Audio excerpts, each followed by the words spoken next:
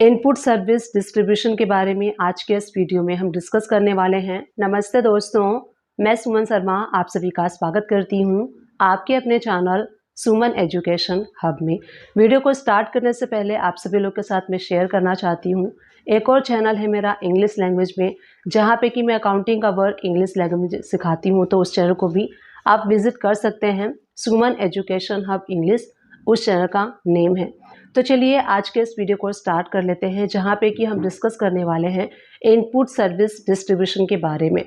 अब input service distribution, मान लीजिए कि कोई पर्सन है जिन्होंने अपने पैन पे उनका 4-5 जीएसटी नंबर जो है वो रन होता है, और वो अपने लीगल कंप्लायंसेस के लिए किसी सर्विसेज सीए की सर्विसेज को लेते हैं, और सीए सर्विसेज देने के बाद उनको जो इनवाइस रेज करते हैं, तो वो 4-5 जो स्टेट का वर्क कराते हैं, वो 4-5 स्टेट के लिए सीए की सर्विसेज को ऑप्ट करते हैं। तो सीए जो इनवाइस रेज करते हैं, तो वो स्टेट वाइज करते हैं। स्टेट वाइज जब करते हैं तो उनके 2A में शो होता है, हर स्टेट में 2A में शो होता है, और वहाँ पे वो आईटीसी जो है वो क्लेम कर लेते हैं। बट ऐसे पैन जिनके कि किसी भी पैन पे, ऐसे पर्सन जिन्होंने अपने पैन पे 4-5 जीएसटी नंबर लिया हुआ है, अब 1 अप्रैल 2025 से उनको आईएसडी रजिस्ट्रेशन लेना मैंडेटरी हो गया है।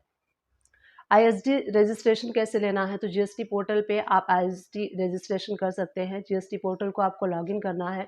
सबसे टॉप पे आपको लेफ्ट साइड में रजिस्ट्रेशन का ऑप्शन शो होगा, उस पर आपको क्लिक करना है, और आईएम आपको शो होगा, और ड्रॉप डाउन में आपको टैक्स पेयर का ऑप्शन सिलेक्ट करना है, एंड वहाँ से सारे मैंडेटरी ऑप्शन को आपको चूज़ करना है, और उसके बाद आपको प्रोसीड कर देना है। उसके बाद ARN नंबर जो है वो आपके मेल आईडी पे जाएगा। उसके बेसिस पे आगे का जो प्रोसेस है वो सारा कंप्लीट होगा।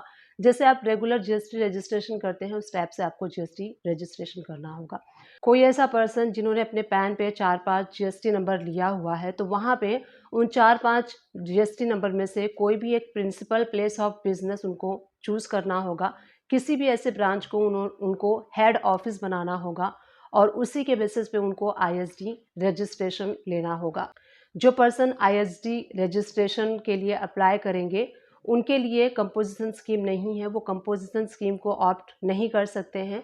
और आईएसडी रजिस्ट्रेशन के लिए आपको प्लेस ऑफ बिजनेस जो है, प्रिंसिपल प्लेस ऑफ बिजनेस का प्रूफ देना होगा। बिजनेस है उसके प्रूफ के लिए आप क्या दे सकते हैं? सबसे पहले है place of principal place of business के लिए प्रॉपर्टी टैक्स का जो रिसीट है वो आप दे सकते हैं। म्युनिसिपल खाता जो है उसकी कॉपी आप दे सकते हैं। इलेक्ट्रिसिटी बिल की कॉपी आप दे सकते हैं।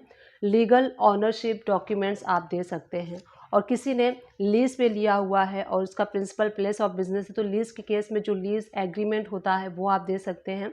या फिर आप जो प्रॉपर्टी टैक्स रिसीट है वो दे सकते हैं। म्युनिसिपल खाता की कॉपी दे सकते हैं। इलेक्ट्रिसिटी बिल दे सकते हैं, और लीगल ऑनरशिप डॉक्यूमेंट दे सकते हैं। इसी तरीके से रेंट के केस में होता है, रेंट एग्रीमेंट जो होता है वो आप देंगे एड्रेस प्रूफ के लिए, और जो ऑनर होता है उसका पैन और आधार की कॉपी भी आपको वहाँ पे सबमिट करनी होगी।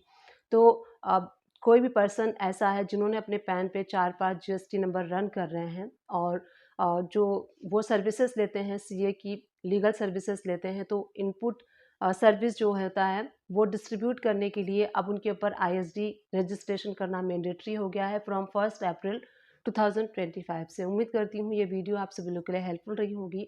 अगर हेल्पफुल रही है तो प्लीज़ चैनल को लाइक शेयर सब्सक्राइब कर दीजिएगा। Thank you for watching, keep watching.